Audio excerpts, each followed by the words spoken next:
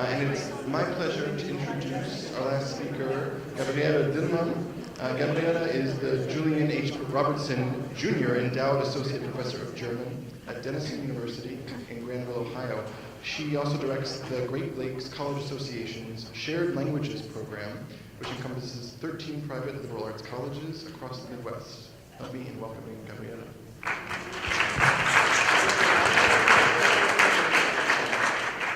Thank you all for staying. So, as our colleague said, I direct a program that's called the Shared Languages Program. My entire title is actually the GLCA Crossroads Shared Languages Program Director. And the reason I'm even mentioning this is it is based on a Mellon grant that we even have this opportunity to try this out. GLCA received a 6.75 million Mellon grant to, not for my program, definitely not, with the idea to internationalize the various institutions of our consortium. And so last minute, the grant writers, GLCA, threw in the idea of shared languages and reserved a tiny bit amount of money for it. But guess what happened, and I'm very happy about this. The Mellon grant people especially liked the Shared Languages Program, or the idea behind it. So, and here's why I'm telling you this. So I have to give you a little bit of background, a little bit of history here. There are two reasons, or there are two paths that led to this idea. One of them, first of all, are the global course connections. How many of you here from the GLCA have heard of global course connections? Okay, so you know it's a widespread program. It's the idea that we connect with our Global Liberal Arts Alliance partner institutions. They're almost practically all over the world. There are 17 of them now, anywhere from Bulgaria to China to other places in Europe, Switzerland, the Middle East especially.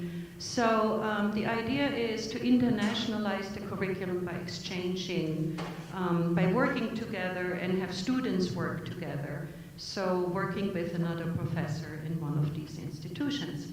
So I've done this for about 5 years with Bulgaria, at the time 4 years, now 5 years. And the way we work is technically driven, so technologically driven. We're able to do this because technology has advanced so much. When we first started out, we used Google Hangouts. Google Hangouts came out, I saw it, I thought, wow, this is fabulous, we can use this for teaching. So we connected via Google Hangouts with the students, and eventually the entire classroom connected. And then at one point I thought to myself, well, wait a second, if I can do this with Bulgaria, why can't I do this with Kenyan?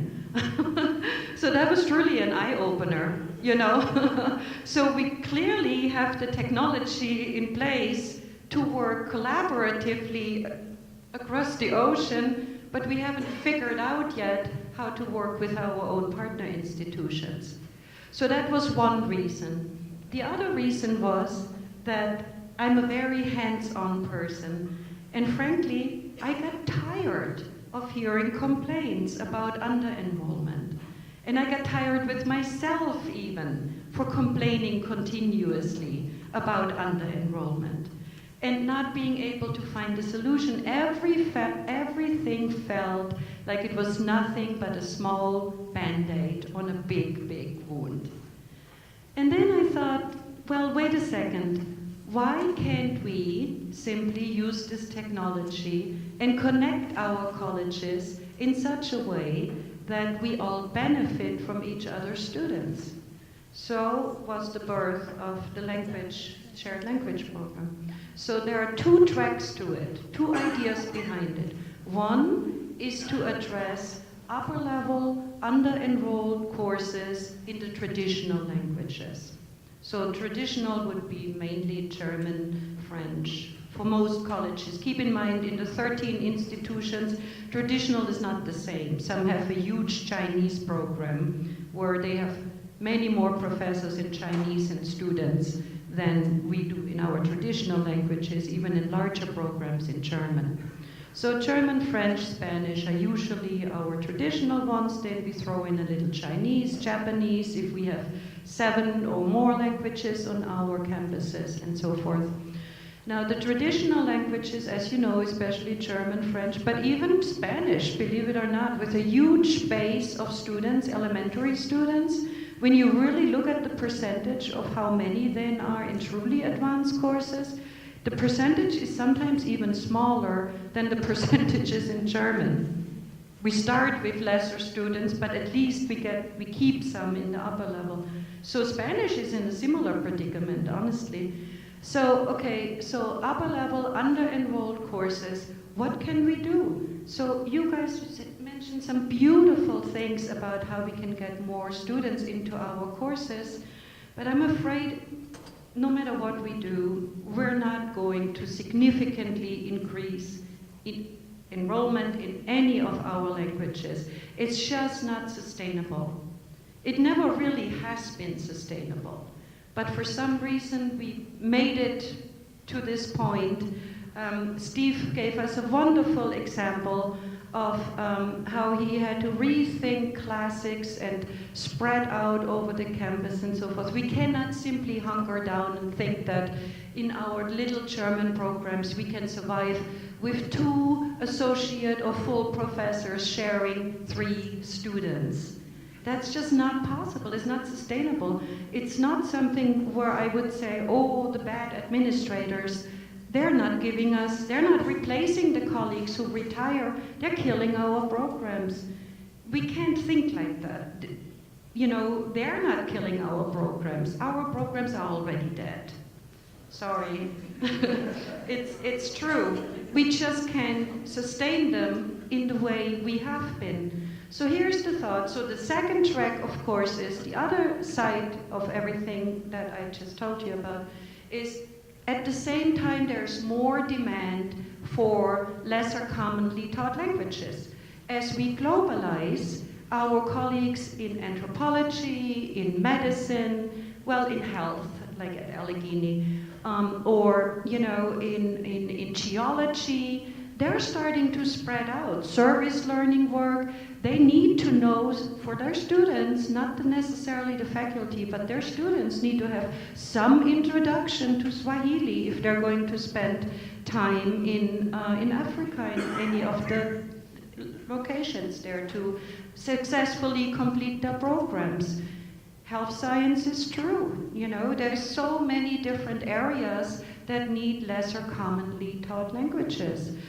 Arabic is so important in the world right now, with the politics we have. Actually, it has been important, but finally we've caught on in our programs.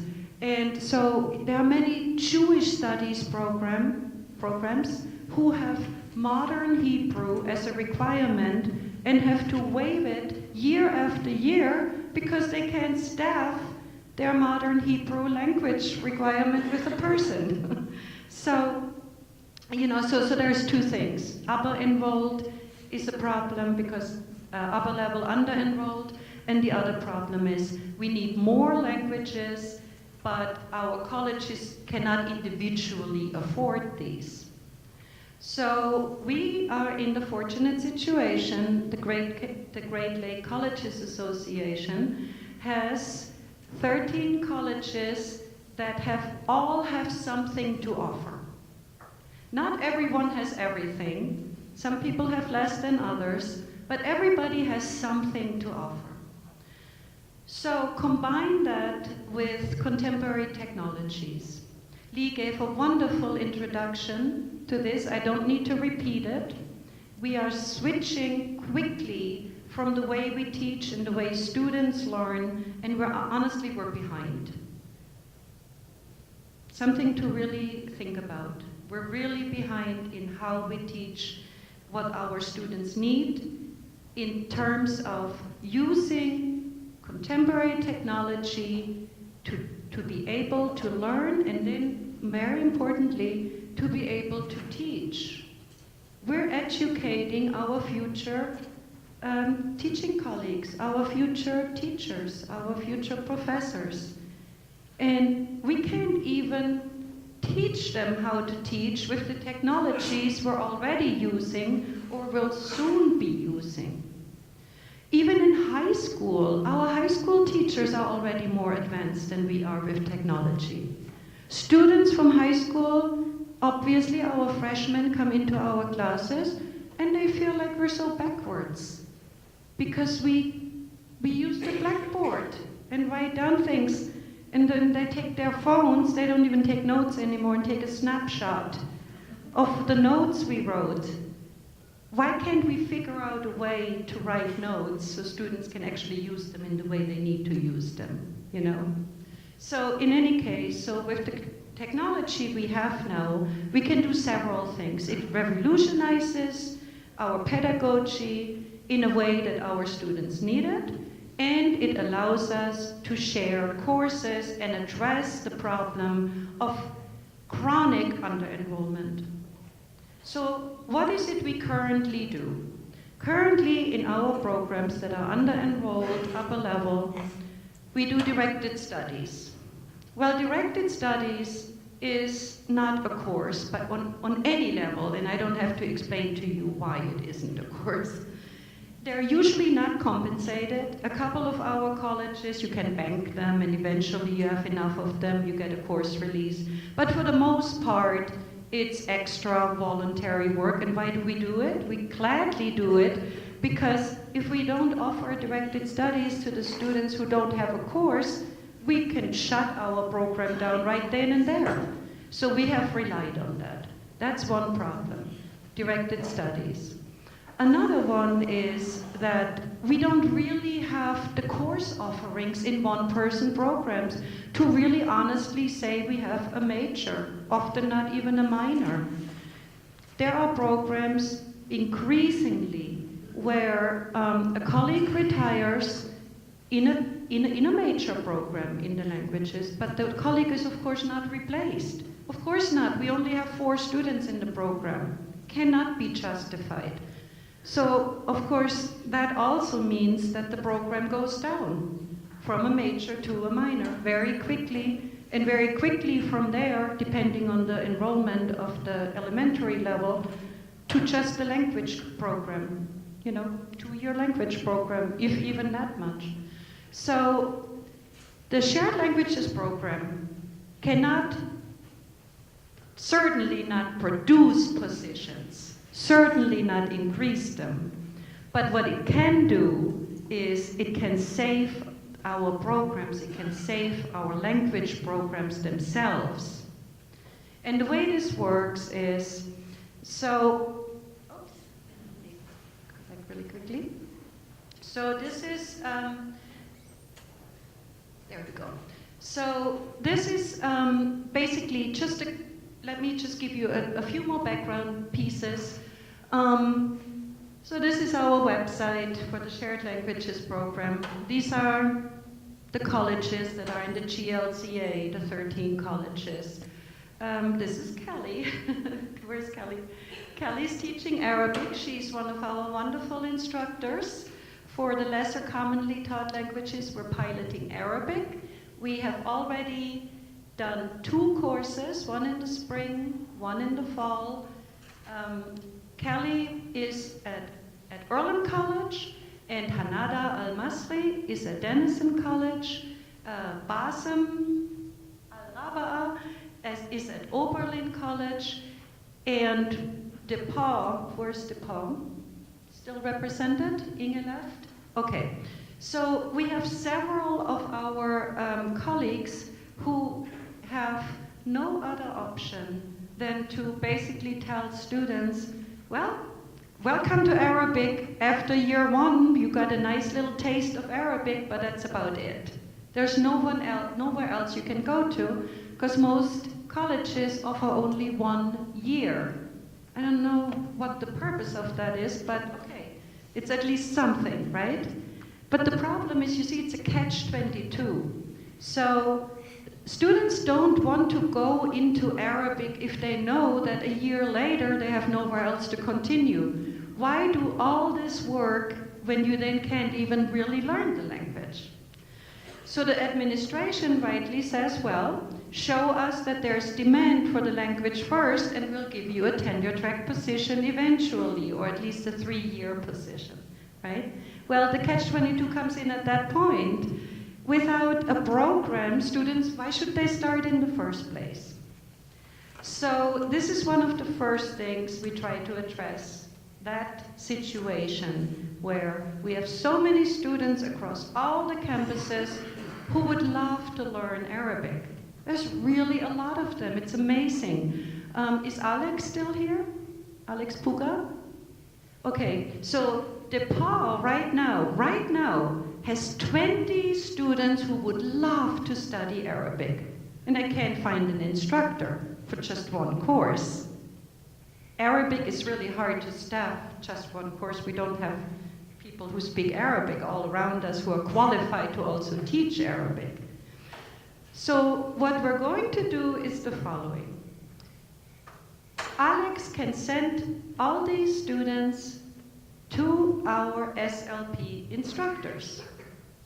Then, in the fall, they will be ready to continue. They can continue with us, or us meaning with the Shared Languages Program as such, or we have proven that there is a need, you have 20 students enrolled, and then the administration is willing to hire a colleague to now teach Arabic. If it goes well, just like Steve described to us, it's going to be that situation.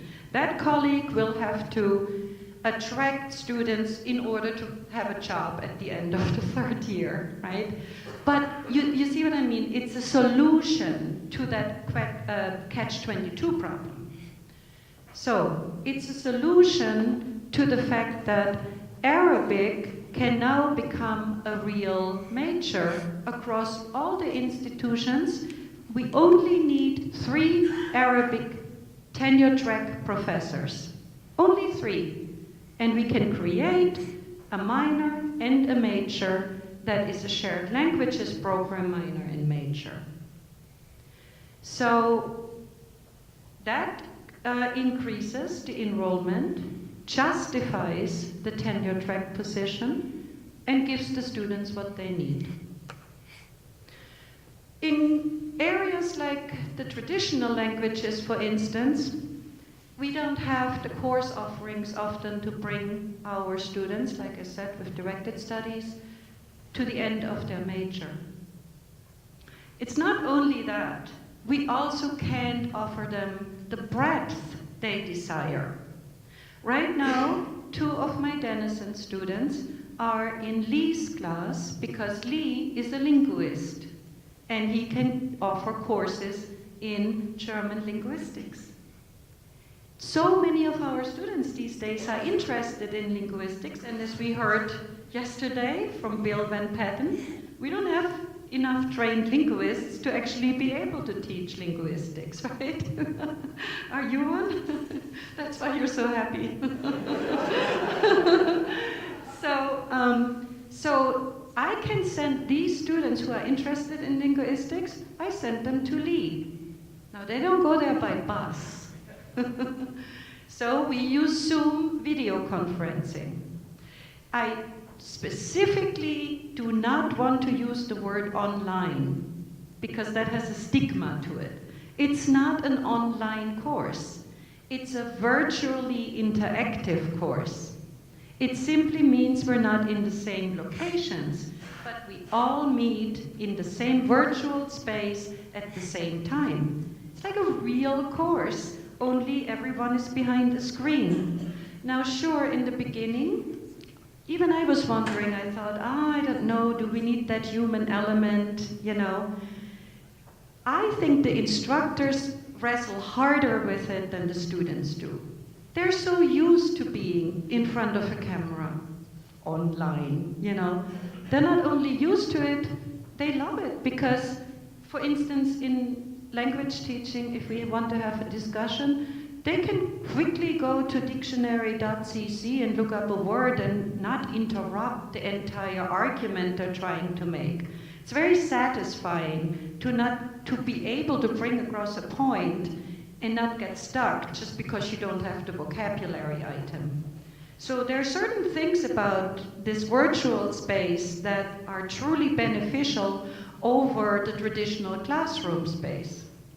So another good example would be breakout rooms. So all of you know when you have like 18 students in the classroom, right?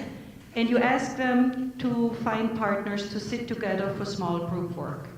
By the time they get out of their chair, grab their backpacks, fall over a couple other chairs, finally make it to their spot, then chat a little bit in English, the non-target language. Before they even start, at least 5 minutes are gone, right? And then you can only do 2 of these. In the virtual environment, it's completely different. I have breakout rooms. I can either put them individually into breakout rooms or I can let the computer select it. And whoa, it's not even a minute and they're in their space. And they can use the chat function to share what they're discussing with everyone else simultaneously while they're in their space. I can come in any moment without a warning, which is wonderful, which makes them stay in the target language and makes them say intelligent things. Thoughtful, I should say. They think because they know I'll be there unannounced, and that really helps. So I can now do at least 3 or 4 quick group work things, whatever, projects and so forth. So there are many advantages, pedagogically speaking, in this virtual environment that we sometimes forget about. Another one is, you mentioned it yesterday, and that's absolutely true. I record each class meeting. So I put it then in the Google Drive. Students who had to miss a class find both the recorded class meeting and they find the chat as a text file. It separates it automatically. So they can really catch up. Another thing is, last semester, for the very first time, I've traveled more than ever before because of this job, and still never missed a single class. Because I can teach it from anywhere. I just need to make sure I have those 2 hours. 2 hours, it's an hour and a half class, but I open the room early. I leave it open so they can talk with each other, just like in a regular traditional classroom, so they have time to chat with each other. I take myself off, and guess what? They do. They do talk with each other. They do stay. I do my office hours like that too. So I haven't missed any classes at all. Students seldom miss classes. So for instance, our students get sick regularly. It comes in waves, and then everyone is sick. If they can stay in their rooms, they can still join class. And that's what they do. They join class from their rooms. One huge advantage of teaching in this environment is for people with disabilities. Whereas before, in a traditional classroom, so let's say something simple as it's winter time, and you've got to get from your dorm room to the classroom, and there's ice, and you're on crutches, or you're in a wheelchair, or you have a limp. Our students have disabilities. So it's dangerous for them to make it to the classroom under weather conditions like that.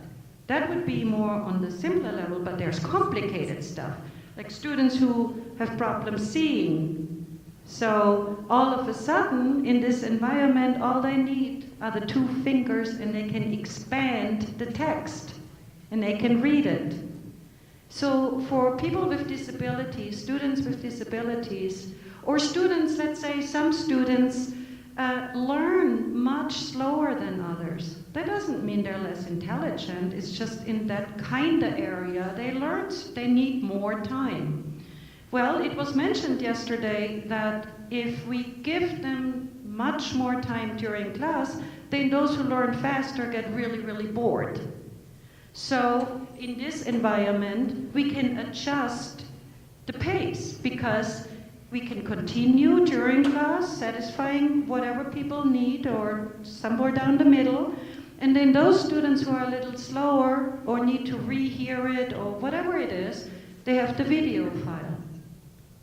So they don't feel like they're continuously having to ask for help because they don't want to look like they're, disabled or at a disadvantage mentally or so forth. So they can do this. So the advantages pedagogically that I'm just describing, they work for any of the languages. Now, for instance, Hanada is teaching Arabic. Hanada, and this is Hanada. Why don't you stand up a moment? Hanada, and this is Kelly Tuttle from Ireland. She teaches Arabic too. And so Basim isn't here.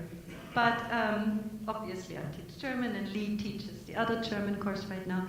But so this pedagogy does much more than just make it easier for all the reasons I just mentioned for students to interact in a classroom environment.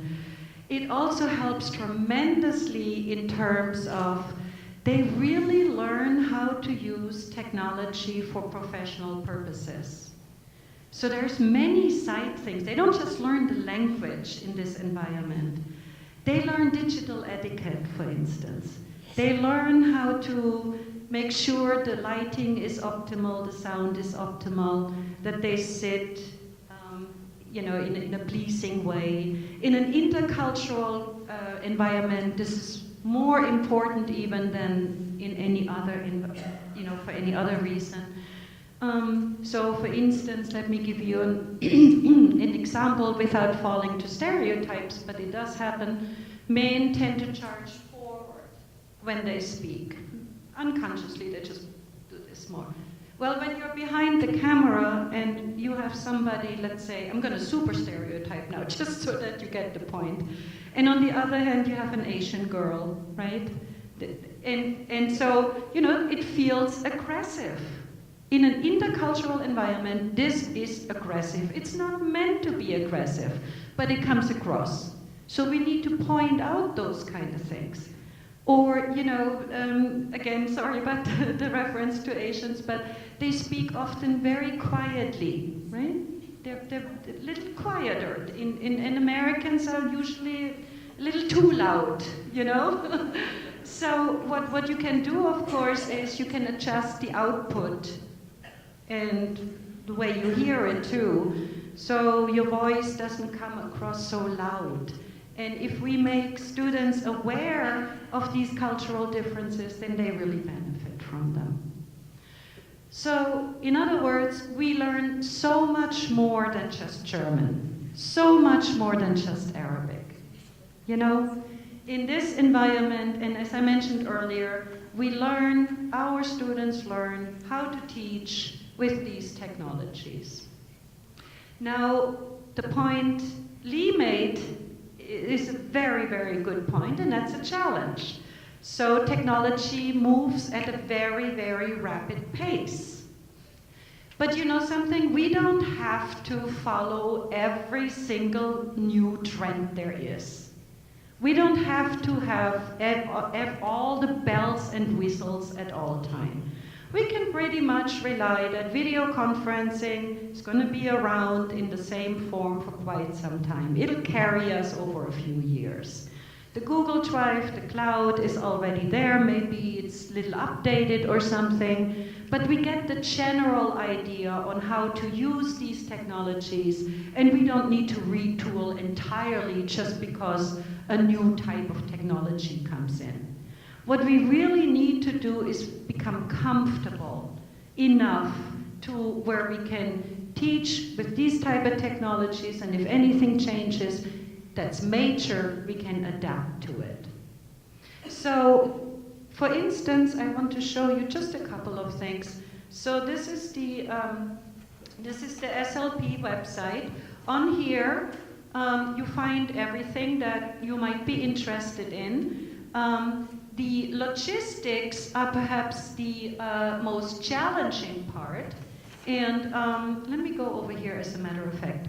And as you see, it really requires a collaborative effort by all community members, not just instructors and deans, but the registrars, the IT people. So the logistics, in the beginning are a challenge, but that's what I'm here for.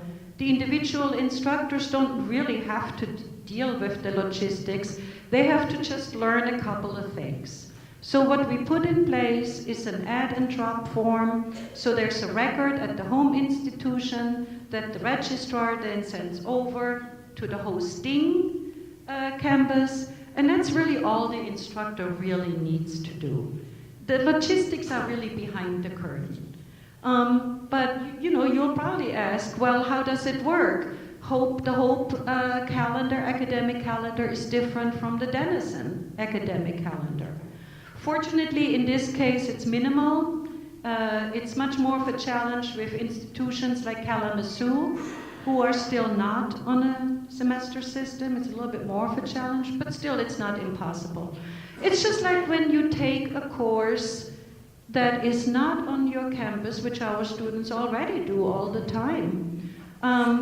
You have to go by those dates and those times.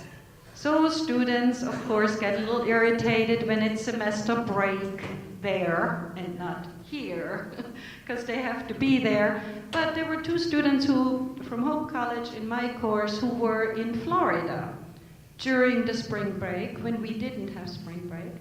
And of course, the requirement was they are in class, and they had no problem. They just took 2 hours in Florida and joined the class. Wasn't that big of a deal. Some of the things you have to think about are religious holidays. Then you have to think to be a little bit more generous. You can't prescribe class when there's a religious holiday that's acknowledged on your home campus. These are smaller things. They're important things, but they can be worked out. Class schedule, academic schedules can be worked out. We've done it, especially with the registrars. We figured out the enrollment process. And the only thing that can be a bit of a challenge are the various course grids across the institutions. I was never aware how much they can differ. So, for instance, Hope College has a break at 12 for prayer. So no classes at 12, from 12 to 1. And then it shifts to the full hour, whereas before it's the half an hour stuff. So this is very different from Denison, right? So the worst that happens, though, is that students have to combine 2 sections, course slots from their college to attend my class, for instance. Right? That's honestly the worst that happens. We talk with each other, we try to figure out what might be some ideal times that most students can take the course at your institution. And yes, we can figure it out. On the other hand, think about it.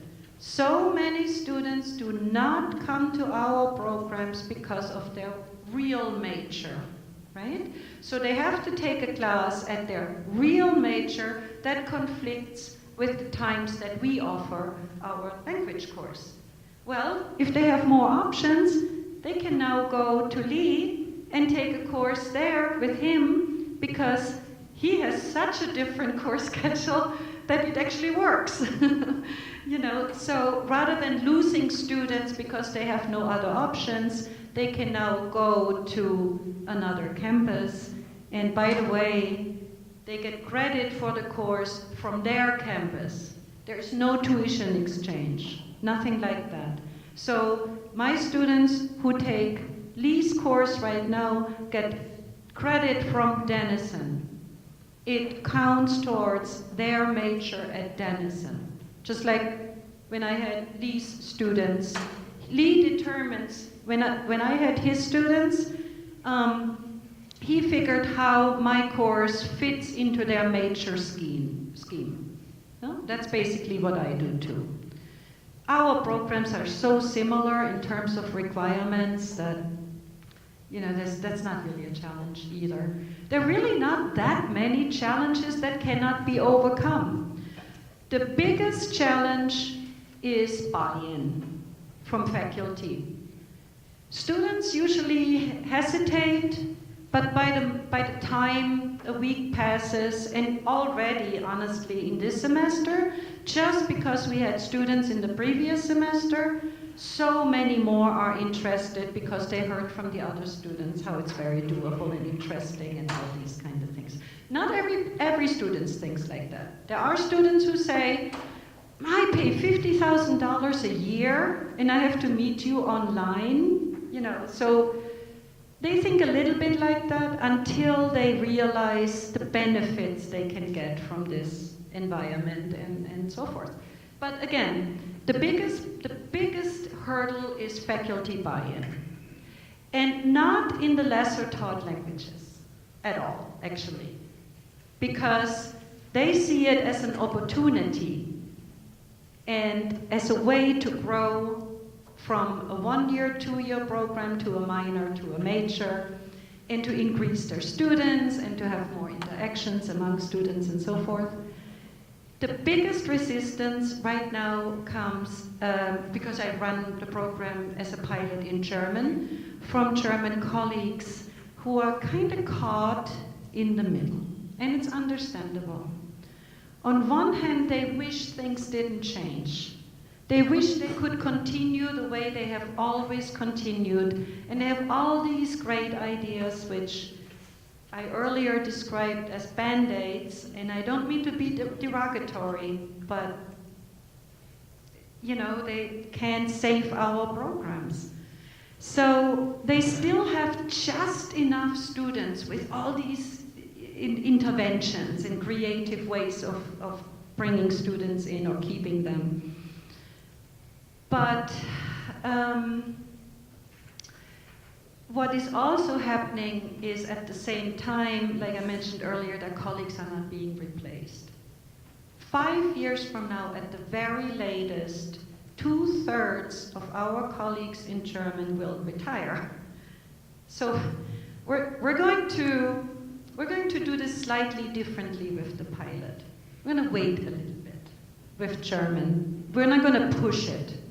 If colleagues already are there, like for instance, we already have 2 students from the PA. I have 1, Lee has 1, because they are already working with such small numbers that they can't even accommodate their students. So those programs are already very interested.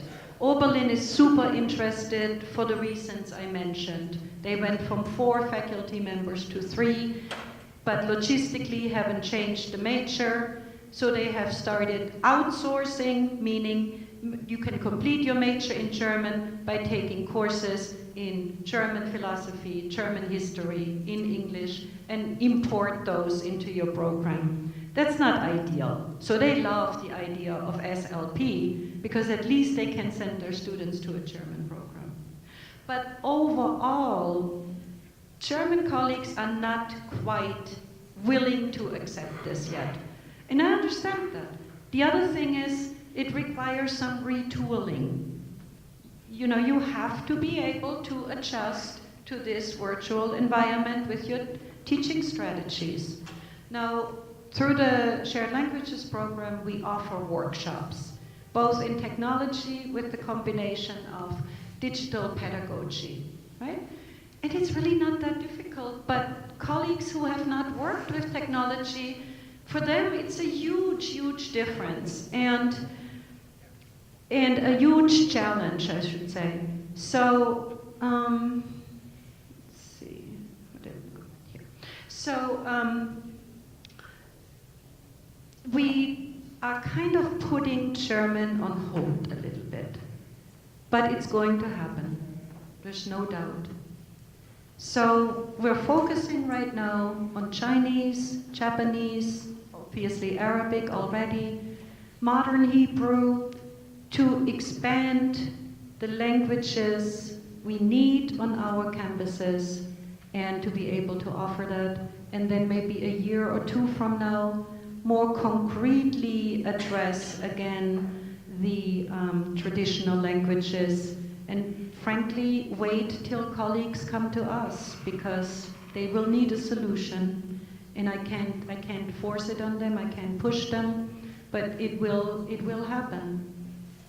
And that's a message that, you know, I always say, don't shoot the messenger. Because I'm probably one of the most hated people in Germany right now on our campuses, except of Lee. And Lee's been my buddy from early on. As a matter of fact, I need to give Lee more credit.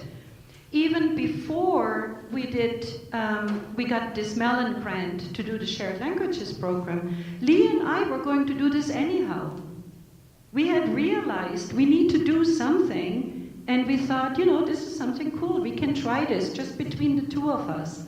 And we just as we were going to do this, the Mellon grant came through, and I got a call from GLCA. We got money. Do you want to direct the program? But we were going to do it anyhow, because Lee has foresight and vision and is willing to take on change.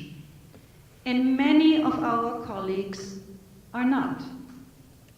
And, you know, I understand, but I'm running out of patience a little bit too, I have to honestly say. I know that sounds arrogant and horrible, but all I hear when I go from campus to campus are complaints about under-enrollment and dwindling numbers, enrollment numbers. And then I say, well, look, here's something we can think about. No, I'm totally against that. Okay. So then what is your suggestion? I know, I'm not making fun of anyone, but it is simply the truth. It's just, we're stuck, you know, and being stuck is a wonderful opportunity to get unstuck and for change. I got a couple more minutes. I definitely want to hear from you, so I'm definitely not going over. So on a more practical side, I wanted to show you just really quickly, when you go to this page, to my blog page. So here's the blog, and here are some blogs that are relevant to shared languages. I also have my own page, and on my own page, I blog about a lot of different things, not just shared languages. So if you're interested in some of the details, the logistical details, some of the history of the Shared Languages Program, some of the technology logistics, some resources, and so forth, other course share programs, then you can go to my website, you'll find all that. But if you just want to learn more about the shared courses program, then you want to go to this website. So, for instance, this is a course I'm currently teaching as an SLP course. It's on German youth culture. And what's nice is my entire course is online, always available to everybody. How do I protect students' privacy? It's very simple. Oops, there's no connection. Okay, it doesn't matter. How do I protect their privacy? I simply put a password on that page. It's very easy to do, it's no big deal. Everything is on there. Week to week, the course projects, evaluations. I'm not going to have time to talk about assessment too much, but I do want to share with you. We're currently doing a program assessment with a firm who specializes on program assessment, because we want to show that this program has viability and is sustainable. And we need to do that because that's what our deans want to see, and that makes sense too, because they don't want to invest money into an effort where only I, Hanada, and Kelly and Lee say, oh, this is great. They want more substance, understandable, and we can show the substance. We'll give them the substance.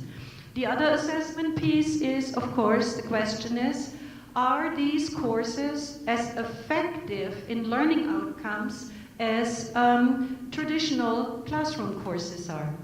So that's another assessment we're going through. We have hired a specialist from OSU who specializes very specifically on foreign language learning outcomes assessment with IPA. What does that stand for again, Hanada? Integrated Performance Assessment. There's so many acronyms, I can't keep them all apart. So that's how we are showing that we are at least effective, and guess what? Without any hubris, I can tell you one thing, what I've already noticed, in many ways, it's actually more effective. And I'll give a talk on this soon, and if you want to come, I'll let you know. But I can show you, and Hanada and Kelly will, and even Lee, obviously Lee, will confirm that it can be, if you do it right, it will, you can show learning outcomes that you cannot show from a traditional classroom. So those two assessment pieces are key right now to us so that we get the support we need. After the 4-year pilot, we have to have all this done, because then we need to convert from the pilot to the regular program. And what we're hoping is that we get an extension for the pilot, because honestly, to show all this, to create an entire new universe in 4 years, it's really, it's almost not doable, because as you know, we have to plan ahead. I'm in the middle of teaching an SLP, and I already have to plan ahead with all my colleagues, what are we going to offer in the spring? And some colleges want a whole year ahead of time. Well, if you only have 4 years, you can't do all that kind of planning. So we hope to extend the Mellon funding for another 2 years, and I think we'll have a good chance because they love it. They really, really love it because they can see the cost saving without program cutting. So on that positive note, I'll end.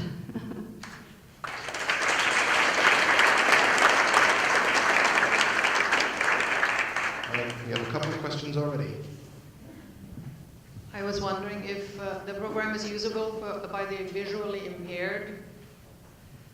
Yes. So the visually impaired are visually impaired in the traditional classroom too. And now in the online, what do you mean? Wait. Did you have a... Oh, I see, because of the microphone. Okay. I work with students who are extreme low vision and unsighted. Yes. And we have braille readers, etc., in the traditional classroom. We have modalities. And I was wondering if this program has all the modalities and gives them truly access to all of your experiences in that virtual classroom. Yeah. I'm not a specialist on disabilities, but I have worked with a colleague who is. And so some of the visual issues that we have experienced in the classrooms, such as not being able to see the blackboard, or being able to read, or being able to write without laying on the table literally. So I've had students with cerebral palsy who are extremely vision impaired, who were accommodated in this virtual environment because they can see it better. Now, does it accommodate all disabilities? I don't know. I can't answer that, and I seriously doubt it. Just like the traditional classroom can't accommodate all disabilities without a person who specifically takes care of their disability. Yes? Oh. Well, first of all, I wanted to thank Lee for organizing this and also Gabrielle for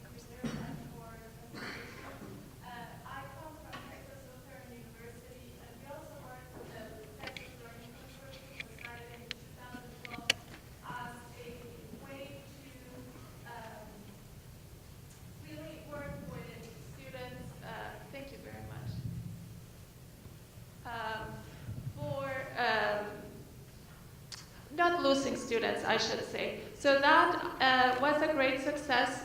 Also, other departments incorporated students. We now have psychology, the psychology department, the engineering department, and the math department. My question to you is, how do you market this program to students? I think I mentioned a little bit of that. Yes. It's a great question, but well, just like with a new business, the best sales strategy is by word of mouth. Okay. Just like our colleague was saying earlier about her immersion summer program. Because the student is the final customer. Yes. And students like what other students like. So that helps. But we have other strategies too. So each campus has a student mentor as part of the program. We pay them a small stipend. It's usually, the mentor is usually the one in the language that we exchange students with, or that, it's not really an exchange, that we send students with. So Lee, for instance, right now, well, where did you send? No, right now you don't. So I right now am both teaching and I'm also a mentor, right? So the two students who are at Lee's are my students from my campus, and I'm their mentor. So Lee's job is, as a mentor, to let the students know widely that this program exists. That's my job, that's Hanada's job, that's Kelly's job. Because we're still so young, we happen to all be instructors and mentors. But we have a couple people, Inge left, who is not an instructor, but a mentor for DePaul. So she lets students know this program exists. The other thing is, in the logistics, I didn't have time to go through all the details, our courses are actually listed on the course schedule of the participating campuses. So far, we officially have 8 campuses participate. So the ones we have officially participate, we can put our courses onto their class schedule. Does that answer your question? Yes, thank you. Yes. Good morning or good afternoon. I don't know what time it is. So it sounds like this is an administrator's dream come true, because I'm sure we've all been asked, when are you going to start teaching online classes, especially if they're trying to develop a totally online degree to market and get more students to enroll on campus or at the institution. So I have a comment and a question. In our institution, we have a joint offerings agreement with the community college, something that was initiated by the program faculty in languages to diversify the choices that students might have to fulfill their foreign language requirement. But over the time that it's been in place, my comment would be that I see that it's become something that we have less and less control over. It seems now to be an administrative agreement with the administrators over there, and it started with the faculty wanting to give students more programmatic choice, and it's become kind of difficult for us to make changes or not make changes because we've kind of not, been part of that. So I wonder about, control as far as the local faculty who actually are deciding what the program curriculum should be for their students. I wonder about that. My other question then would be that as far as logistics go, do the colleges or institutions pay GLCA for the services rendered by that faculty member who opens up the class or not? Because I know that we get charged per student a proportion of what the cost of running the class is. We even have to pay for custodians to clean their classroom, to use the classroom, and sometimes I think that, financially that might not be as attractive as a virtual classroom. So does it cost anything to actually run the class for several campuses? That's both questions are really great, and I can actually answer these questions together. Even though they seem separate, they belong together. First of all, the most important thing is that we work as collaborators on every level. It's not the administration and the faculty. The faculty are super important. Without the faculty, there wouldn't be this program, just like in a traditional environment. You don't have a program without faculty. But somebody needs to understand how we can work the logistics in terms of money, and which colleges are willing to give what, which colleges have which needs, you know. So the GLCA has a board, and the board is made up of all the GLCA presidents, plus faculty members that are elected from various campuses. And then there is another group, these are all the chief academic officers. I am sort of half and half, right? Because GLCA bought me from Denison for 50% so I can run this program. But I'm so happy that I'm not just running the program, because I need to really be out there where the grassroots are. I need to talk to faculty. I need to understand what their needs are. I need to understand what the challenges are in those languages. I wouldn't know how to answer the question of what specifically in a virtual environment, what specific challenges Japanese would have in terms of the script and how the computer programs work, right? It's truly collaborative on all levels. It's also reciprocal. If we did the small number stuff, we would have to actually hire somebody who can do the small number stuff, which would cost more than the program itself. What we do is, the idea is that over time, everybody in one way or the other gives and takes, benefits, receives, but also contributes. And it's not on a one-to-one basis. Here's one student, give us $1,500. It's not like that. It's a consortium built on collaboration. This program also leads to faculty collaboration. It leads to the generation of new ideas. We can offer workshops for professional development. Students benefit, the programs, individual colleges can say, we have a Jewish studies program and we don't have to waive the modern Hebrew requirement. It's a bonus. It's a bonus. Everybody will win something. Now, is it always completely equal? Does everybody get as much as they give? Probably not. But it doesn't matter. That's so minuscule. It would only kill the program from the beginning if we started being nitpicky about a couple dollars here or there, or saying, I give you more than you get from me. You got to see the bigger picture. Does that make sense to you? Does that answer your question? I totally agree with you. I would want that. Yeah. And what are you saying, perhaps, that you are doubtful that it'll stay like this? No. I'm just saying that in comparison to what I've experienced, because we've been doing this for 25 years in our local community college, Yes. it's much more a business model, and if we try to change anything or pull out of it, then their dean calls our dean and gets all upset, and that's probably why I'm not chair anymore. So I'm just saying that it's become something that's not academic driven.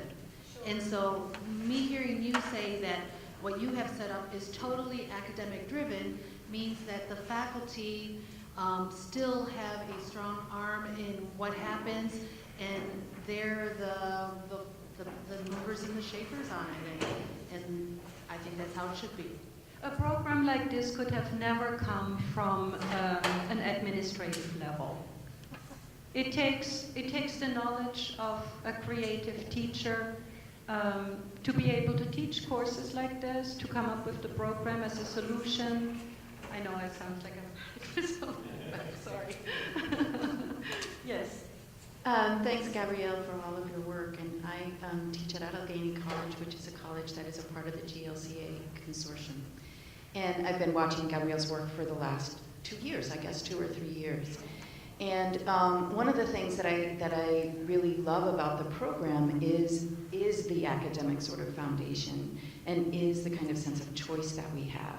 However, what's really difficult, and she wasn't kidding, is to get people to actually do this. I'm chair of the department, and it's really, you have, you know, like Lee was saying yesterday, something's got to go.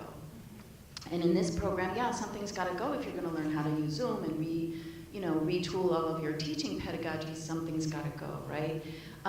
But I think what I wanted to say, to your point in particular, I think what we have been truly blessed with are some pretty eager administrators, right? Administrators don't want to teach at a college that doesn't have foreign languages. It's kind of embarrassing, right? And then these kinds of situations, these kinds of programs that are developing kind of give them an out. They give me some ammunition to come in and say, okay, could you let that German class that only has 4 people in slide while they're developing this kind of technology, these kinds of solution, and I get a positive response because they see that we're trying to do something with the situation. And so that's part of the program. I think that we all have some deans that are really, they want to see languages succeed, and so they want to see something happen, and this is a good way to make that happen. But my final point would be to something we were talking about last night, and that has to go towards faculty buy-in, is a point that you mentioned today about the planning ahead. And one of the things I think we could do to get more faculty buy-in on this program would be to say, this is what's going to happen, and these are the courses that we expect to be up in 5 years. Who's going to do it? And so if faculty like to know, I know exactly how far my sabbatical is, right? Away. I know how far it is for me to publish that next thing, right? So I like to know what's happening in the future. And so I think that where you're about to take the leap from being kind of incidental, these things are happening incidentally, to being more systematic. If I'm not mistaken, I think you're right there. And I just wanted to ask you if that's where you see the program going. I thank you so much for that comment. It's always good to hear, from the perspective of a chair, from the programs we try to service. It's to your last point, it's a very, very fine line. We can't really at this point say, here's the projection for the next 5 years. One of you has to do this. That's not a good strategy for faculty. It has to be different. It has to be, look, here's an opportunity for you to participate in something that can lead to solutions, but we need your input. Are you interested in doing this? Are you willing to contribute? It's on that level. We can't create a system and then say, okay, well, some of you now have to do this, because that feels like top-down for faculty. And then they withdraw. And then we get reactions like the lady over here had mentioned, that they feel like the administration is running and determining the outcome of the program. We don't want that. But I do know what you mean. In order to, at some point, we have to have a clear system in place.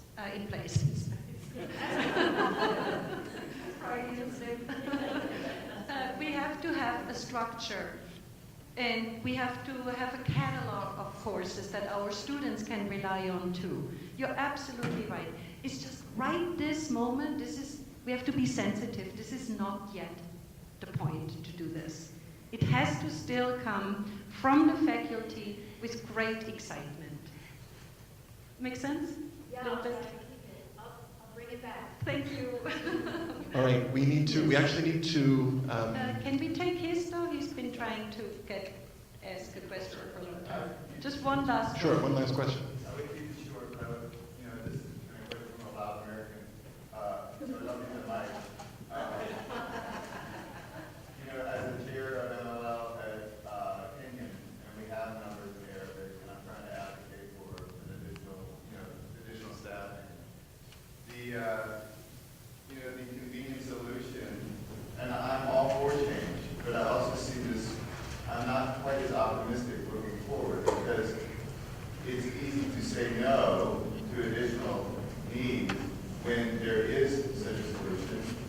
that's fine. But projecting out, at what point do we have one Japanese faculty member shared between 5 colleges? So when others retire, rather than replacing those lines, there's no need to replace those lines. So you see what I'm saying? Like the resistance isn't just people are against change. It's that they can also see, I think, a different side to this, which is like it's very difficult for me to say, you know, we have all these numbers, we really need a second person. But yet the administration, so it is coming now so attractive to the administration that it's easy to say, well, you need to get engaged with the, you know, the online shared languages program, or else the program is just going to go nowhere.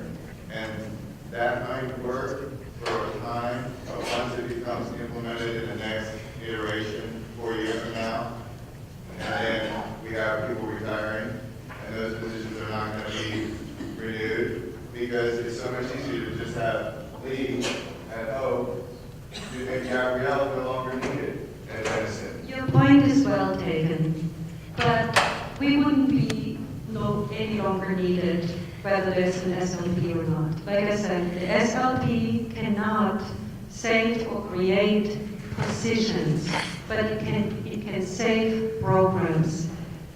That's what we're after, to save the programs, because the positions have already for the last 5 years not been renewed. Wait 4 years from now, like I said, whether there's an SLP or not, those positions will not be renewed. But at least the program stays, and one person has to stay with the program. Right. And they're not just getting rid of them. What happens to the college itself? Yeah, when those programs are all virtual, you know what I'm saying? So like the actual identity of the college itself, you know, I mean, we need to, I think, reflect on where we're headed in that way. Because if we're just saving programs, but the program is simply virtual, and it's being run by one faculty member at one institution of 20, right? It's a different kind of college. It's a different kind of college. Well, that's a good point, but our colleges are changing. The other thing is, we have taken that into consideration by making sure we have a mentor, a person, a physical person to go to on each campus. So it's not just virtual. So, you know, I see the students that are in these courses all the time, and I still keep them interested in the program. But my real point is, and I know this sounds rough, if we don't have a solution very soon, there's not even going to be a me for the students. There will be no program. That's the real problem. It's not going to be an ideal situation, but at least we still have the languages and the programs. Building in those sorts of considerations into the future planning, so that we understand the consequences of the solutions that we're advocating for. Because I think if we don't do that, we might find ourselves complicit in our own disappearance.